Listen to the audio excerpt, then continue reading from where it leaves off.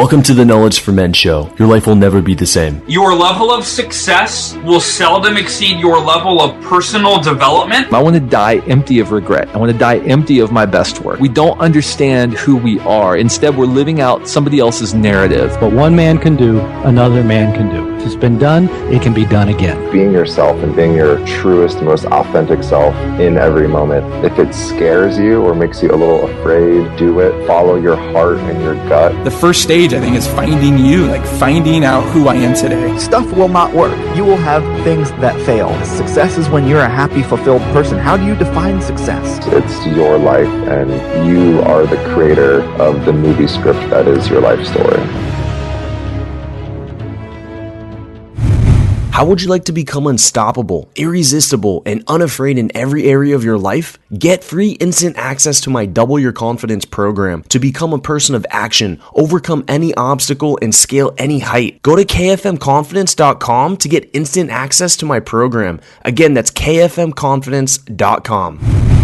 Welcome to the show. I'm here with Kim Coates, most known for his iconic role as Tig Traeger in FX hit series Sons of Anarchy, and he's also starred in Academy Award-winning films like Black Hawk Down and Pearl Harbor. Kim, I'm happy to have you here on the show. Andrew, nice to be here, buddy. Iconic, that's a pretty big word to be tossing around, but I'll accept that. A lot of people love the show, man. A lot of people it's like a drug watching your shows, man. So I think it is an iconic role. And thanks. Yeah, that show was crazy, huh? That little biker show of mine. I mean, 7 years. Kurt Sutter cast it brilliantly, and I think fans are like, no, it can't be over. No, I know, but it is. It's over. Get a life. It's done. Thanks for coming. Oh man, some fans just got hurt. That's good. Are you a biker? Before the show, you're a natural biker. Yeah, I am, and I was. Mark Boone Jr. and myself were the only two of the leads that knew how to ride at all. And the other 8 guys had to learn pretty fast. I still call it a miracle, a minor miracle, that we didn't really hurt somebody of all the riding that we did on that show for 7 years. But we got through it, brother. We did somehow. I was called safety first on that set. I told everyone when they were fucking up, and I told everyone when they weren't. And we had to stop more takes when Tommy Flanagan was dragging his boots or Theo Rossi was running into a light pole. I mean, honestly, it was those first couple of years were fairly scary, but we got through it. Yeah, it sounds really exciting. And looking back I just named a few roles. Like your IMBD is full. Like you've got so much going on in your career right Thanks. now, especially too. Just every year, there's multiple things: television, movies, all kinds of different roles. And I'm curious, Kim, did you know that you wanted to get into acting in Hollywood? Was this your thing when you were growing up, or what? How did all this come into play? Yeah, thanks, man. Great question. No, not at all. I stumbled into my life, and that's the truth. You can call it fate, you can call it whatever you want, but I took an elective in my first year in university college way back in the day. I was going to be a history teacher, and I took a drama class for fun. I knew I'd pass that class, right? I'd never taken any GPA booster. Yeah, exactly. And to take nothing away from Brainiac drama kids, but honestly, I was not one of them. I took it for fun. And you know what? I was such a redneck. I was such a sports captain of the hockey team, football team. And I started meeting people of all facets of our beautiful, gay, straight, music, English majors, and I fell in love with all of it. And I'm telling you what, it was the greatest thing that could have ever happened to me. I did 24 plays in 4 years, right, at college, which is unheard of, including summer stock. I did a play over in Edinburgh, Scotland. We won a Fringe First for that, and I knew then that I needed to be a professional actor. And it's all worked out, man. I mean, a lot of hard work, a lot of right place, right time, hard work. It's all worked out. It sure has. I mean, obviously I'm looking at your IMDb right now. It has worked out very well for yourself. And now it's a lot of people have these dreams, like they're doing really well in their college and they're in a lot of plays. What was the journey like from transitioning from you're in college doing plays to getting into Hollywood and breaking through? There's thousands, if not millions of people who want to do that and have failed.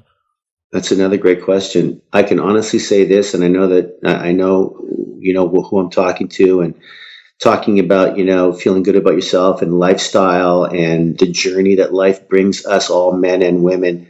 I'm telling you what, I had no fear. I had no fear of failing. I believed in myself so much, brother, that when I went to be a professional actor and signed on with the biggest casting agent at the time in Toronto, Canadian first for me, as you know, born and bred in Canada. Right. He wanted to get me into film right away. And I said, no, not, I was a tough guy and in good shape and blue eyes and cheekbones. And I said, no, I need more theater, more stage. And so I turned down everything early when I was 22, 23, 24 to do more stage. And you know what? I was the youngest Macbeth ever at 26 years old at Stratford, Ontario. And then I went right to Broadway and I took over for Aidan Quinn in Streetcar Named Desire playing Stanley Kowalski in 1989. Dracula in Atlanta, Les Liaisons d'Angelou in Louisville, Kentucky. And then Warner Brothers came along, right? In the early 90s. I did 4 movies in a row for Warner Brothers, got my green card, and my career was like taking off. So I worked really hard, but I had no fear or no doubt that I would be eventually in New York and then in LA. And you're right. It's a big world out there and it's a scary world out there, especially for these actors not knowing what to do or where to go. But I talk to a lot of kids and I give a lot of counsel, and I mean this. I think that kids coming out of college, they need to stay with their peer group. They need to do improv. They need to do theater. They need to have contemporary mates that they can use their iPhones and write short movies and tape them and film them. And nepotism goes a long way. Use every person that you know and follow your bliss, man. I mean, that's the one thing that I can say. Just follow your bliss, because we need more and more artists every day on this planet, which we continue to screw up. So yeah, artists are very important to me. I love that. Follow your bliss. A key point that I drew out from what you just shared is you didn't immediately go right into film when you could have. You said Correct. No, and you wanted to get more experience. Like you didn't want to quickly cash in on, Hollywood so young. You wanted to really master your craft. So how many years of acting and stage experience did you have before you said yes to Hollywood? I think in my heart, knowing that I needed to be the best actor that I could be. And I think you probably know this, brother, but Americans really think the world of Canadians who come from stage, that whole British West End thing, that whole, Shakespeare, whatever you want to call it, that incredible training. Well, that's what I had. And so for me, I think I graduated, I was 23, when I graduated college. And I did my first big film when I was 28 or 29. Yeah. So I'd been acting and training and stage for 8-9 years for sure before I felt I was ready to be in a movie. That's big. Yeah. They say that it takes, Malcolm Gladwell says it takes 10,000 hours before you become a master, and that equates to about 8 to 10 years. There you go. I'm not sure I'd call myself a master, but thanks for saying it anyway, Andrew. Well, I mean, I like how you're humble. Let's put it that way. So that's a key thing. But you showed up into Hollywood already with 10,000 hours under your belt. You weren't looking for Hollywood to give you hours. You already came with hours put in. That's a great point, because I say that to all my students all the time. I say, you know what, guys? When I came to LA, they invited me. I already had a career in Canada. I already had a career on stage in New York. I mean, they invited me. I already had money in the bank. I had a wife who had supported me early, and I was able to give back and support her and have children and those kinds of things. So you know what? Yeah, I didn't have it as tough as some of these young kids do today who really believe they need to go to New York or LA. And, I'm sorry to say this, but like 90% just gets swallowed up. It's too tough. It's too expensive. They need to stay in Seattle. They need to stay in upstate New York. They need to stay in Toronto, Vancouver, Saskatoon, Edmonton. They need to stay in those places and get good and get to know people and friends and directors, so that then they can take that step to the bigger centers where there's more work. I really believe that. Yeah. I mean, this can apply into so many different fields too, in different ways, different jobs, different industries. This is good advice. Did you ever have a point now where you're in Hollywood and you're getting roles. Things are really taking off. But did you ever hit a point where you thought that you weren't going to make it, that you might fail, that you might have to give up at this? That's another great question. No, I never did. I knew that there was nothing else that I really was maybe born to do, that I stumbled into, but I worked so hard at.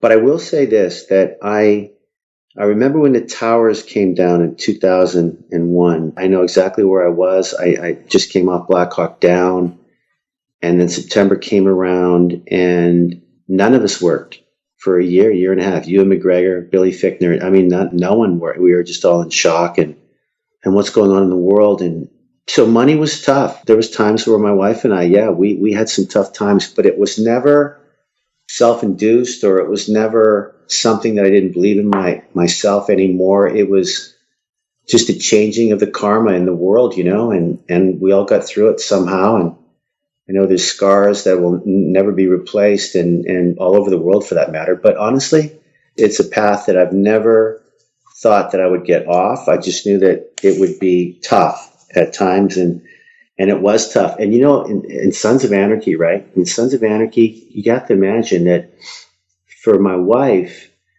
and my family, that was the first time in my life, because I'd always done things with my gut. I always knew what was right for me. Sometimes I got them, sometimes I didn't. But I never sold out for money. I never sold out for TV shows that I didn't want to do, ever. And this time of saying yes to Sons, that was a game changer, because financially, the stuff they do on television now, some of the best stuff is actually written for television. And I was so lucky to say yes at that time and take the worry out of a lot of things for my family and my career.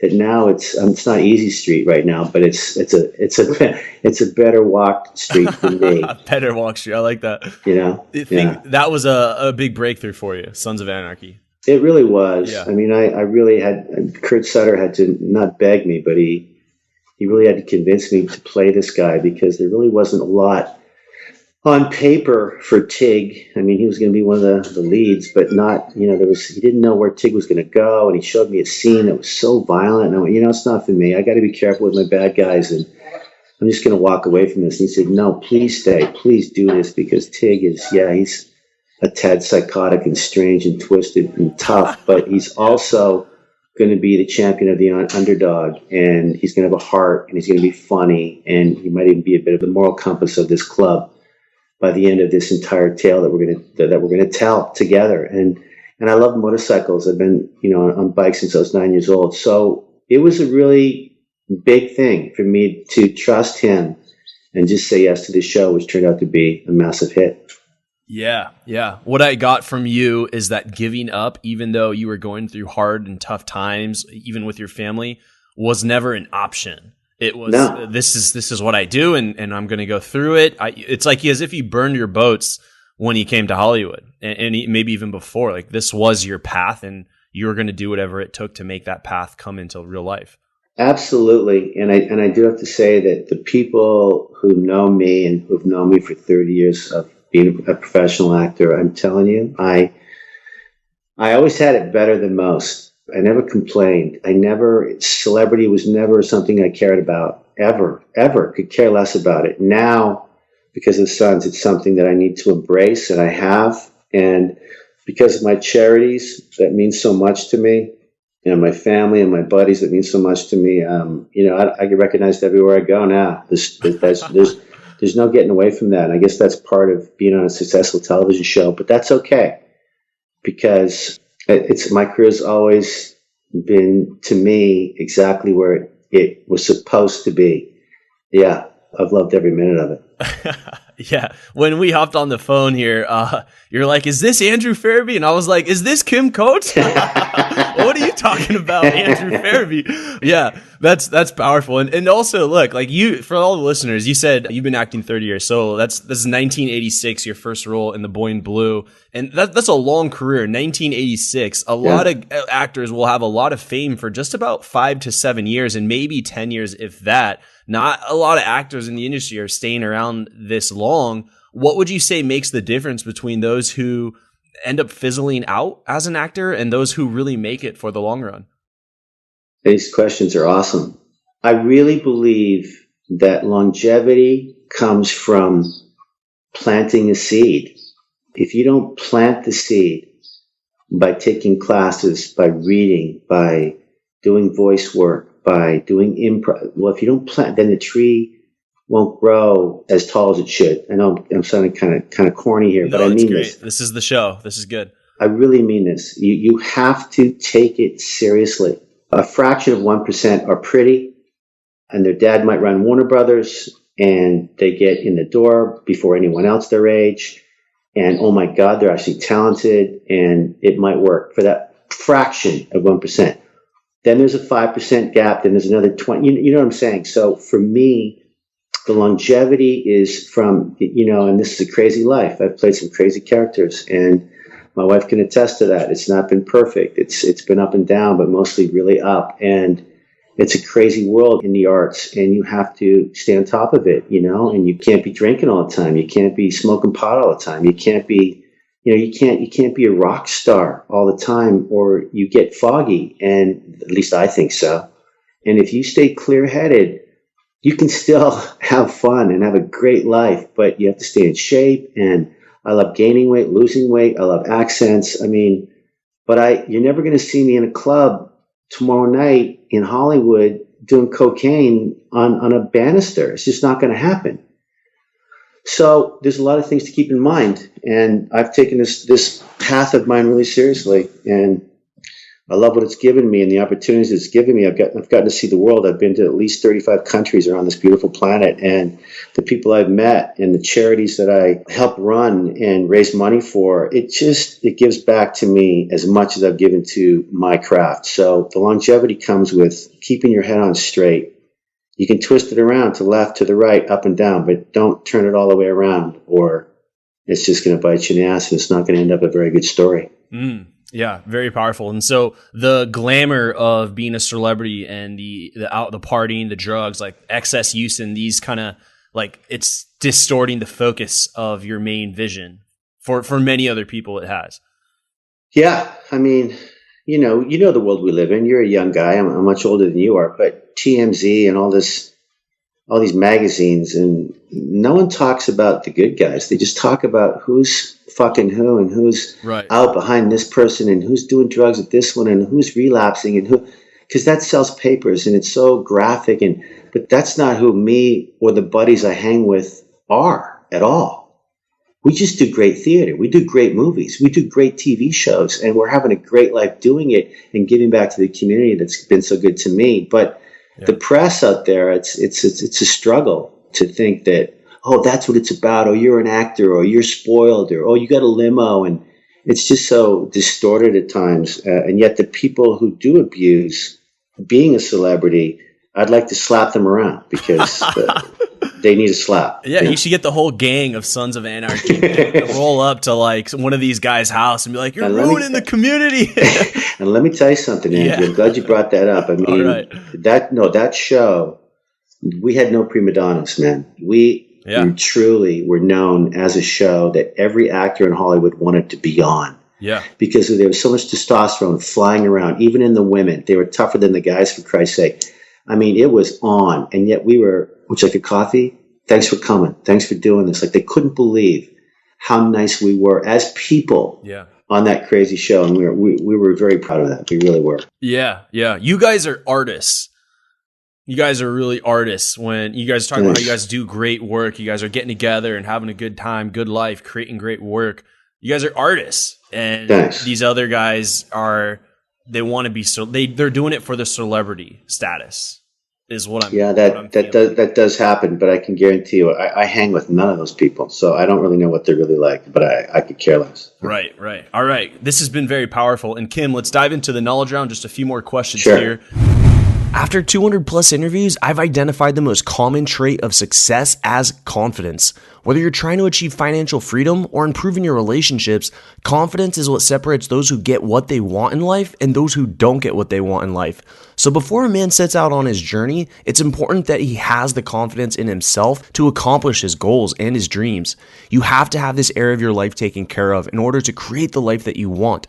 That's why I've created a free program to double your confidence in less than 30 minutes with this weird but simple set of exercises. Go to kfmconfidence.com.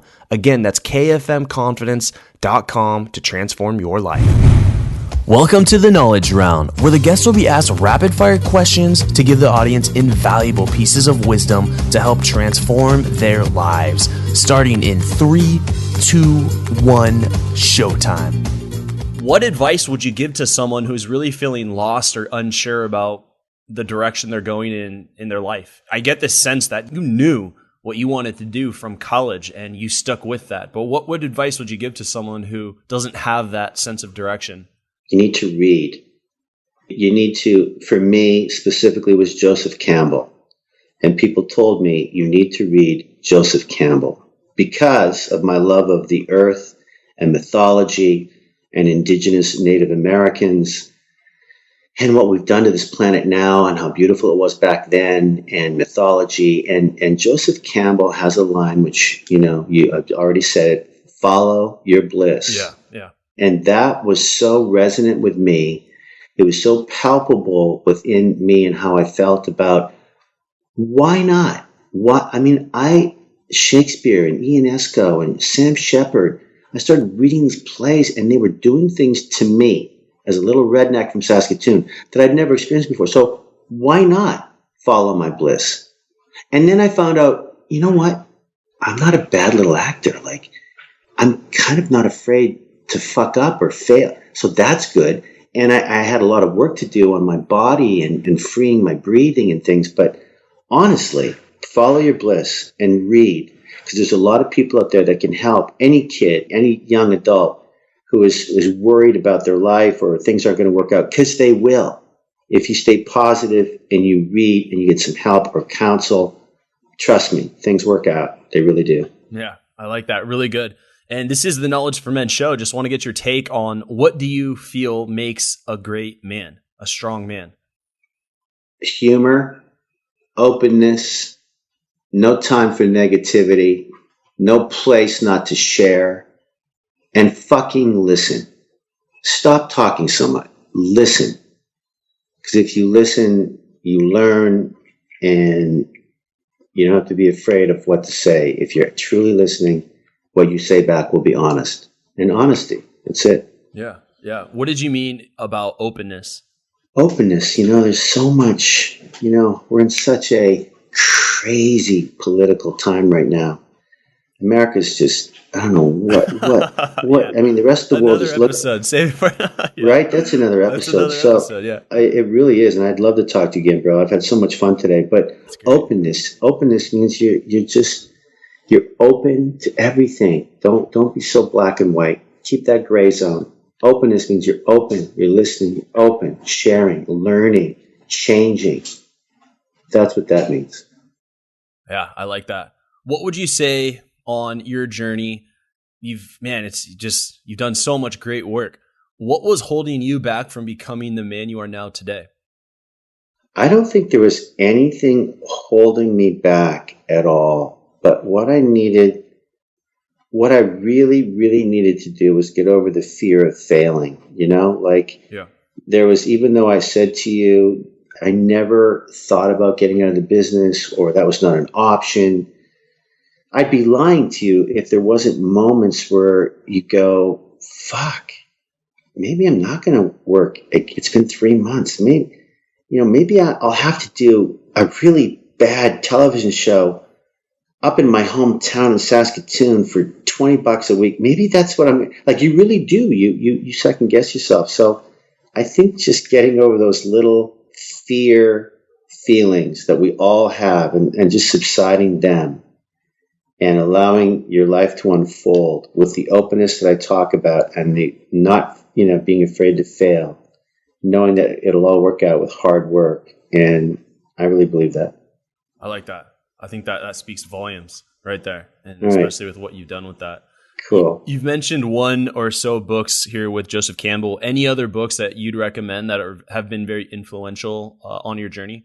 Just The Power of Myth, Joseph Campbell. It's such a big book. It's such a powerful book. It was with Bill Moyers. He's talking to Bill Moyers, and they wrote it all down. For me, I'm all over the map. I know my wife has read, and my kids have read way more but I'm always about, because I've worked so much. If I'm playing Dracula, I'm reading, Vlad the Impaler and every other Dracula book. For Officer Down, which is about to open June 3rd. Of course, I got the graphic novel right away. And then I talked to Joe Casey ad nauseum about that world in LA and the comic book world and what we're trying to create. So I would read other comics. So it seems to me that my type of reading is really based upon what I'm doing at the moment. You know what I mean? Yeah. So it's very relevant, and it's not really relevant. It's very to what I'm doing. Yeah. So yeah. It's like supplementing the action that you're taking during exactly. the day. Exactly. I like that too. It's not random reading. Okay. I wish I had more time to be more random, bro, but I really don't. I just, with my charities, with my movies, I think I told you I've just finished my 7th movie in the past 14 months, and that's a lot. It's a lot. That's a lot. Is that a movie every 2 months? Is that right? Am I doing Be careful what you wish for, right? No, Officer Down was huge. That was a 6-week shoot. Goon 2 was a 2-month shoot. I did this beautiful little movie called The Land in Cleveland, which opens July 29th all over America. It knocked the crap out of people at Sundance. It got such amazing reviews. Stephen Caple Jr. directed and wrote it. I can't wait for people to see that movie. I only filmed 2 weeks on that, but it was all inclusive in Cleveland. I did this small little kids movie in my home province. I filmed 1 day on that. I did a big Western with Judd Nelson and Trace Adkins. Great to be back on a horse a couple months ago up in Vancouver. And then I did this big comedy with Kevin James and Andy Garcia for Netflix. It'll be out later this fall, called The True Memoirs of an International Assassin, where, of course, I play the president of Venezuela, Andrew, with a really bad porn mustache. And I really hate soccer. I love the Padres. I miss my pet dolphin. It's hysterical. It really is hysterical. So, yeah. All right. And this is just coming to a conclusion here. I just want to give you this scenario, Kim. If you had 60 seconds with 25-year-old Kim, like if you can picture what he's doing in his life personally and professionally, and you could walk up to him right now and you had 60 seconds, what would you tell him to do? And what would you tell him not to do? Don't be afraid of being in a TV show. Don't be an idiot. Stay open. You're a bit close with that. And what would I tell him not to do? I don't know, man. I really had such a great time at 25. Probably nothing. Stay on that path. This is my 8th interview of the day. I'm kind of burnt out. I don't know what I'd tell a 25-year-old kid. It's too deep for me, Drip. Okay, we'll wrap up here. But this interview here has been fantastic, Kim. What's exciting you in this new year? What are some new things that you'd like to share with the audience? Just what's so exciting is I'm back to doing movies full time. 7 movies, all coming out this year. All coming out. I've got much to do. My kids are amazing. Kyla's saving the world with their nonprofit called One Heart Source and teaching grade 5 here in LA. Brenna just graduated NYU Tisch Academy. She's going to be a bigger actor than me. You watch. She's going to be a frickin', star. She's so talented, this kid. And my wife is still married to me, which is a miracle. So, you know what? It's all good, brother. It's all good. Thanks for having me. Yeah, that's been great. For all the listeners there, Kim Coates, you can find him on Twitter at Kim F. Coates. You can also check out all of his movies and film roles. If you go to Kim Coates, type in IMBD, you can see all the roles he's in and all the future upcoming projects that he's working on. Kim, you've been tremendous value here on the show. Thank you so much for your time. Thanks, buddy. All the best, man. Thanks for having me. All right, take care, Kim. Thank you for listening to the Knowledge for Men podcast. Hundreds of interviews and millions of downloads later, we're continuing to build an international movement, and we're just getting started. So if you enjoyed this episode, go ahead and leave a helpful review in iTunes, because it really helps the podcast grow so we can impact even more men in the world who need this. Guys, this is all about living with purpose, where every day you only do things that matter to you. You wake up, live with purpose, and take massive action towards the life you want. And always remember, love the life you have while creating the life of your dreams. go to kfmfree.com to get a surprise bonus I've made for my listeners. Again, that's kfmfree.com for something that's changed my life, and I'm offering it to you for free. Also, check out my Amazon best-selling books that I've written for you to help you crush life at kfmauthor.com. Again, that's kfmauthor.com to see all the books I've created to help you break through in life. This is your host, Andrew Farabee, founder of knowledgeformen.com, and I'll see you in the next episode.